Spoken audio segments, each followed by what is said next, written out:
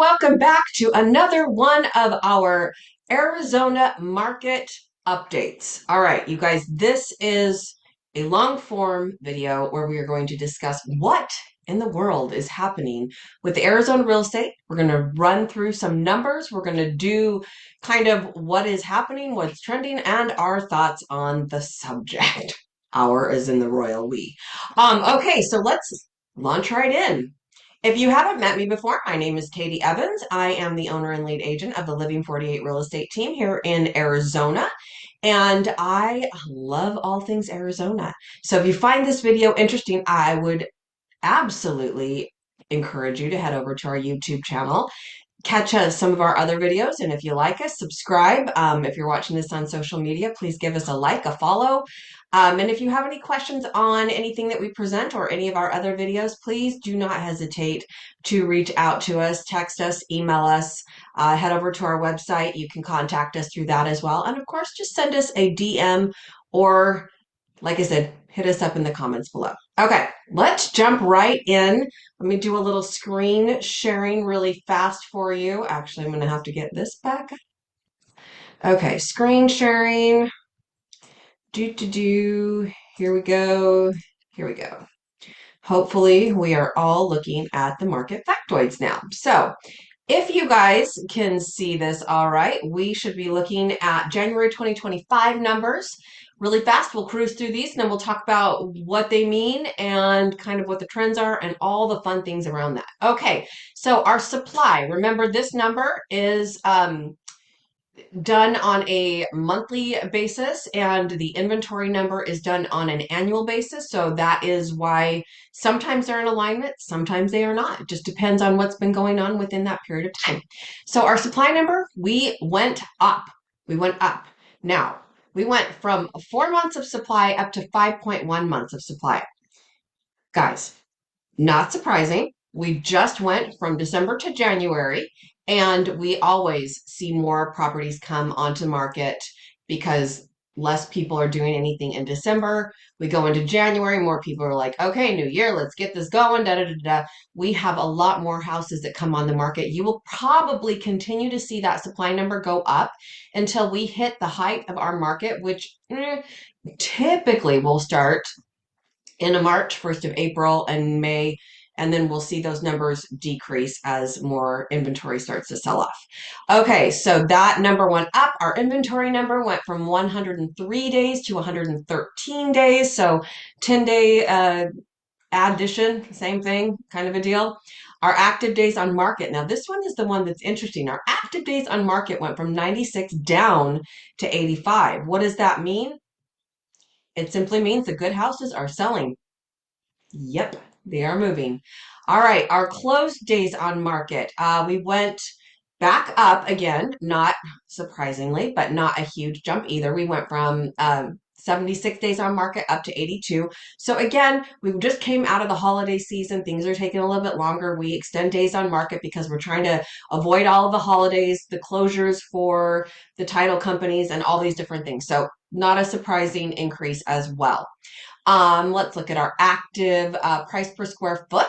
So active, this means it's not under contract. It means nobody's agreed on anything. This is just the list price. So our active price per square foot number went up again. It is at $364.02. Our sold our sold price per square foot. So again, active, not under contract, sold, done deal. It's all over. We've sold it. That price per square foot came in at $314.53, but that number went up as well. So, see the delta? There's a delta. Now, this is not, like we've got to talk, everything's included in these numbers. So your $1 million houses all the way down to your nothing houses, like it is everything. So, we'd have to drill in specifically for your neighborhood, your city, your area. Real estate really is very micro. The numbers that we're looking at today, very macro. Okay, our average sold over the last 30 days, that number went up as well. So you can see that we're still Our prices are increasing. We'll talk a little bit more about that a little bit more later, but our average sold over the last 30 days, 632,179, and our 30-day median sold. Remember, you have to go back to math class with the difference between average and median. But the median sold was 450,000. That one stayed exactly the same month over month. In fact, I think that's like month 3 now that it's been exactly the same. So you can kind of see what we're doing here in the Arizona real estate market. So we have houses at 450. But more to the point, especially if you're looking in the more popular areas, you're probably looking at this in the five to $600,000 range to get something that is kind of bread and butter. All right, let's talk about our average sold over the last year, last 12 months. So that number also has gone up, and that number is 589,977. And do you see that it has a little star next to it? What does that mean? That means that it is another all-time record high. Never been higher. All right, kids. The sky is not falling. I'll explain that later. Median sold 12 months. That number again has gone up, not a record anymore, but definitely has gone up to $448,999. So really, really again, healthy number there. Let's look at our appreciation over the last 12 months. Our appreciation has gone up again, but we're sitting at 4.3% appreciation. Now, just as a reminder, I know we have been off the charts high, you guys, but this is a healthy number. This is where we like to see our market. Higher than this is not sustainable. It's like everything is on fire. It's crazy. We're sick. You've got a fever. Okay. This is healthy. Now, in the last 30 days, we've seen 9% appreciation. That's a little on the high side. We don't want to see it sit there. Okay. So that 4.3, healthy. The 9.0, we're teetering on a little bit of a fever there. So we're going to watch that, but just know that those numbers are going up and your house values are not falling. You are still getting appreciation. Okay. So that is the factoids. Let's kind of talk about a couple of these before I switch off of the screen. So a couple of things that I want to just kind of bring to your attention here. And again, just a reminder that we're not in a bad market. Yes, we have fewer than normal houses available, but we are ramping up a little bit. Um, I thought this was really, really just interesting number.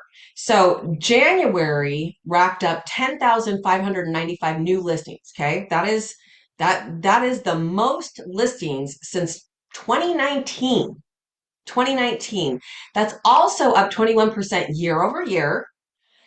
And it's kind of back in line with our 2014 to 2019 levels where we had like over 10,000 new listings hit the market in January in each one of those years. Okay, so we're kind of coming back into something that's a little bit more normalized, if you will. And I know that it doesn't feel normal. It feels really weird because we've come off of these years that have just been we here in real estate we were calling it a market of speed. How fast could you do it? How fast could you go see the house? How fast could you write an offer on the house? How fast, like it was just how fast can you run right now? Now we are back into a more normalized market where, and again, depending on the area, because some areas are still sellers market, some areas are more balanced, and even some are very buyer market. Are you in and one of those markets? Do you have an agent that can accurately tell you what kind of market that you're in? And can they advise you, help you, guide you, and help you negotiate for that particular market? It's really, really interesting right now. You are now in what we, again, the agents are calling a skills-based market. Okay?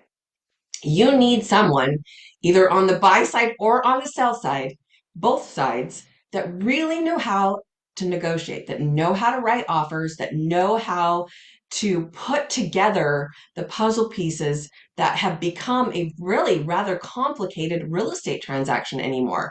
So it is just so, so important that you have somebody that is skilled, that has time on task and knows what they're doing. Part-time agents, I'm sorry, it's a really difficult market for you right now. New agents, oh bless you. I can't even imagine. Not even wanting to talk about that. But just so you know, that moving into February of 2025, this was the highest February opening since 2015. We had the most homes available for us to look at since 2015. And that is, again, just kind of showing that we're more normalizing in our market right now. Okay. Let's see. Is there anything else on these factoids that I want to? Oh, yes, I did want to just kind of briefly touch on the fact we've been saying this for months around here, but the sky is not falling. No, we are in healthy appreciation rates right now, and everything is still kind of moving up, except for your active days on market, which came down, which mean more houses sold a little quicker than normal. Okay, so yeah, this is a good picture for Arizona. Now, if you're a buyer, it's a little bit of a challenging picture, but for the health of our market and for our valuations, there is nothing happening. Let's talk about really quick because this is the thing that people always love to throw around. Yeah, but Katie, the foreclosures, those are like there's going to be this huge, big foreclosures. All right, let's just talk about how much equity people have in their house. We've talked about this for a very, very long time. And when we look at our foreclosures or notice of trustee sales, meaning pre-foreclosure, so they haven't been foreclosed on yet, but they're coming up on a foreclosure, a lot of them will sell before they ever even hit foreclosure levels because there's so much equity in it. They can even sell to a cash investor and still get the money back out. And like it's not great, but it's not a foreclosure. So if we look at that, our levels are back to the levels from 2019, which are still below the levels of any other time in this century. So the people who are saying, oh yeah, well, there's going to be another big, just a blow up of the market. We're going to the bottom's going to fall out from underneath us. Guys, I'm sorry. I've been saying this for a really long time, but I'm going to say it again. Not, not what I'm seeing. Not what the numbers are showing. That's all I can say about that. Okay, let's get off of this screen for just a hot minute, and I'm just going to talk to you about a couple more things that I thought were really, really interesting as we reviewed the numbers back in that. Something that you may or may not be aware of right now is what is called an assumable loan. Okay, now I believe that it's almost every single FHA loan, any government-backed loan, a lot of them are assumable. Now, what that means is for the portion of the loan that is still left on the house, if you are a seller that has like the 3% mortgage and your mortgage is assumable, the new buyer can pick up what is remaining of your mortgage at that interest rate, and then they can get an additional mortgage for the remainder of what you all agree that the house is worth and that you're selling the house at today's rate of a mortgage. So it brings this portion of the loan down to your payment, and then it takes this portion of the loan to the new payment, which overall is going to decrease their monthly payment than if they had gotten the whole loan at today's rate. So this is something that is kind of a big deal. And we're just seeing that not a lot of agents are really educating their sellers on that. And not a lot of buyers agents are actually talking about it and looking for it as well. So it's a really, really interesting phenomenon. And right now in the MLS, which is where we go to look at our houses, there are let's see, it looks like 1,670 on the MLS with a total of 446 total homes with 300 available and 51 closed. So what that means to you is of all the houses that are on the MLS, how many of them really would be or could be assumable, but nobody's asking that question, and how many of them are actually getting done. So It's just an interesting question that I wanted to poise at you and just kind of say, hey, if you haven't asked your agent this question, go ask him the question. It is and can be a time consuming. It's like when we first started into the short sale market and none of the banks knew how to do it, and we were like having to really like it took a long time to get it done. We're kind of seeing that some of that. We're starting to see the banks figure it out and get it done quicker. But it's an interesting thing. And if you're willing to wait and can save some money, it's an option that's out there for you. Okay, let's talk about what's under contract. Let's see. January finished out with 7,681 properties under contract. That is up 35% month over month. However, this is still the lowest for a February start since 2019. Yup. Makes it the second lowest in the last 10 years. All right, let's see. Oh, here's an interesting one too. Nope, I'm out. We are now seeing about 35% failure rate on listings. That's not great. Not great at all. Give the real estate market and the listings a D, maybe an F, as far as grades goes. So basically, what happened in the first month of 2025, 2,504 listings canceled or expired. Now, again, that's not abnormal for the end of the year. We see a lot of stuff cancel and expire at the end of the year. But if we look at that compared to last year, same thing, it was only 1,185. Okay. So we are seeing a lot of agents who are not getting it done, a lot of sellers who have unreasonable expectations, and they're not listening to their agent when their agent gives them what the days on market timeline is right now. So again, if your agent isn't like really being honest with you and really leading with data and setting proper expectations for you, then we need to have a conversation. Ooh, I got a jet going over my office here. Okay, last thing, let's talk about our closed sales. January collected 4,693 closings. That is down 16% month over month, but up 9% year over year. So January was actually the third lowest in the last 10 years. Yep, crazy, crazy. So we're also seeing that about 25% of resale closings were cash transactions. So cash is still in the market, and yeah, and of all of those transactions, just 47% of those homes were between 250 and 550K, while 15% of those were below 250, meaning more of the investor buyer, and then 15% were over $1 million. So there's still a lot of cash going around out there. Yeah, I think that's what I want to share with you guys today for our market snapshot here. And just as a reminder, yeah, we can hold on to the past and we can say, well, this house when I bought it was only worth $250,000. I can't even believe that somebody is asking $550,000 for this house. It is the market that we're in right now, and we can either sit here and bemoan what was and what is not, or we can get in and we can watch what happens for the next 25 years. We can build equity for the next 25 years. So it's really kind of an interesting dilemma for a lot of people. And yes, affordability is an issue. I will give you that. And if you want to live in the state of Arizona, we have value for you. We have those houses. We have buyers markets, but we're going to be looking at places like Maricopa. We're going to be looking at Casa Grande, Coolidge, all those kind of places that are further on the outskirts. And people get really, really upset that that's where they're going to have to go for the deals. But that is the market right now. Don't shoot the messenger.